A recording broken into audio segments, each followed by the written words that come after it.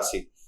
ధనిష్ట నక్షత్రం 3-4 పాదాలు, శతభిష నక్షత్రం 1, 2, 3, 4 పాదాలు, పూర్వాభాద్ర నక్షత్రం 1, 2, 3 పాదాలు జన్మించిన వారు కుంభరాశి కిందకి వస్తారు. శ్రీ పరాభవన కుంభరాశి వారికి ఆదాయం 2, వ్యయం 8, రాజ్యపూజ్యం 4, అవమానం 2గా చెప్పబడుతూ ఉంటుంది.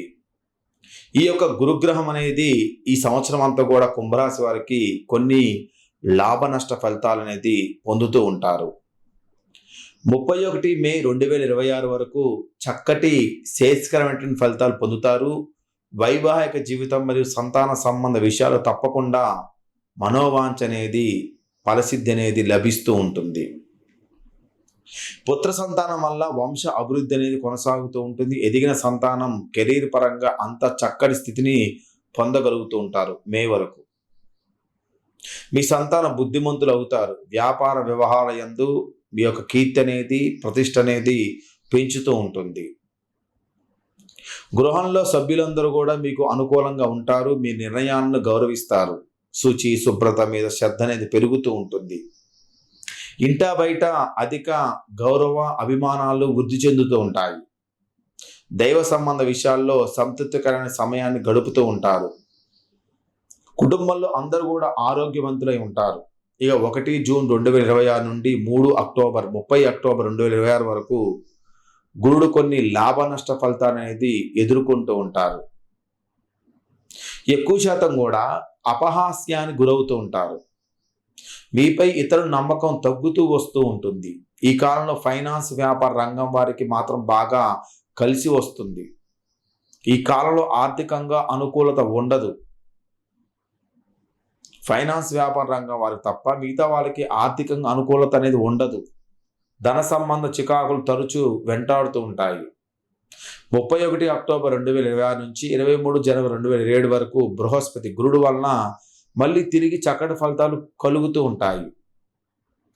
ఈ సమయంలో ఏదైతే అక్టోబర్ నుంచి జనవరి సమయంలో జీవిత భాగస్వామి తరపు నుండి ఆర్థికంగా లాభం పొందుతారు.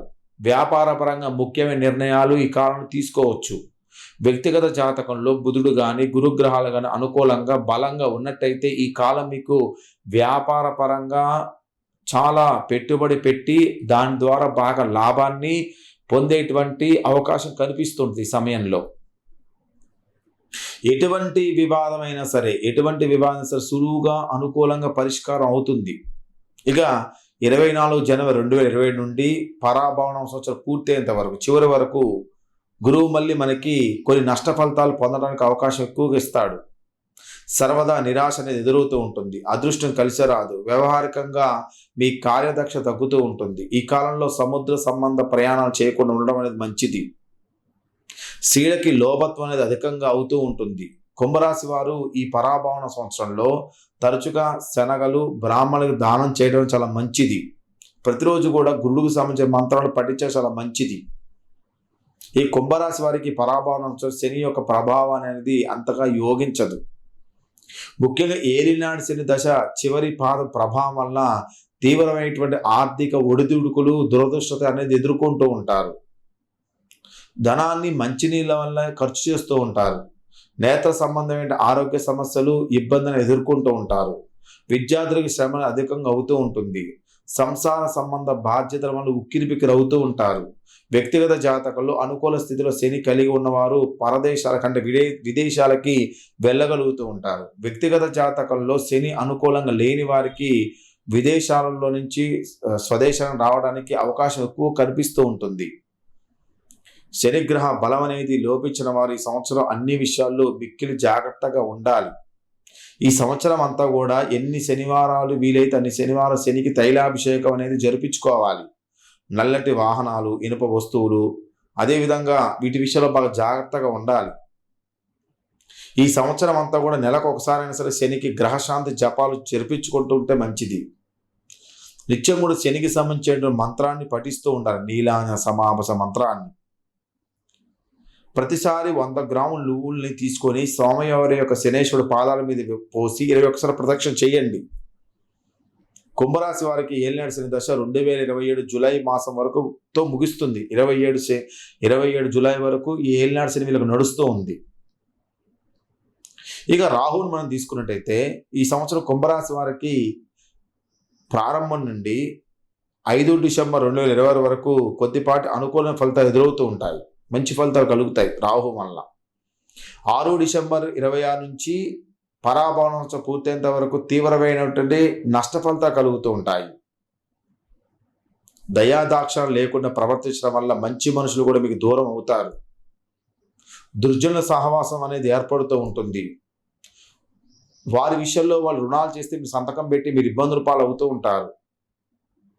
వారి రుణాలు చేసి మీరు ధనవ్యయాన్ని వాళ్ళ గురించి మీరు ఖర్చు పెట్టాల్సిన అవకాశం ఎక్కువగా అనిపిస్తూ ఉంటుంది. మీ పని వదిలేసి వాళ్ళ కోసం తిరగాల్సి వస్తూ ఉంటుంది. నూతన మిత్రవర్గం విషయంలో ఆచితూచి అడుగు వేయాలి. ఉదయ సంబంధ ఆరోగ్య విషయాల్లో క్రమం తప్పకుండా పరీక్షలు చేయించుకోవాలి. ఈ సంవత్సరం మీ చేయి దాటి ధనం పోయింది అంటే డబ్బు పోయిందని తిరిగి రాదు. డబ్బుని ఖర్చు పెట్టేటప్పుడు కానీ ఎవరికి ఇచ్చేటప్పుడు కానీ చాలా ఆచితూచి అడుగు వేయండి. ధనం యొక్క విలువ తెలుసుకొని ఖర్చు పెట్టాలి. 6 డిసెంబర్ 2020 తదుపరి ఎన్నిసార్లు వీలైతే అన్నిసార్లు కేజంబావు నువ్వుల్ని మినుముల్ని బ్రాహ్మణికి దానం చేయండి.